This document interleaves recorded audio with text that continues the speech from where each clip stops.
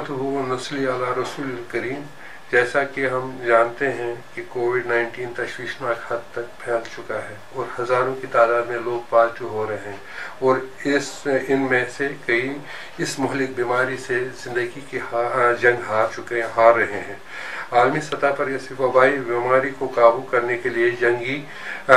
पैमाने पर इक़दाम किए जा रहे हैं, लेकिन फिर भी इसकी तबाहकारियाँ जारी है और हमारे सामने रोज़ दर्जनों अफराद फौत हो रहे हैं। इंतज़ामिया की तरफ से इसको मज़ीद फैलने से रोकने के लिए यहाँ इम्तनाई अहकाम के तहत दफ़ा 144 नाफिज किया गया है ताकि लोगों की जान को बचाया जा सके। जहाँ तक मौजूदा तशवीशनाक सूरत हाल का तकाजा है कि लोगों की जान की हिफाजत को मद्देनज़र रखते हुए हमारी गुजारिश है कि लोग मसाजिद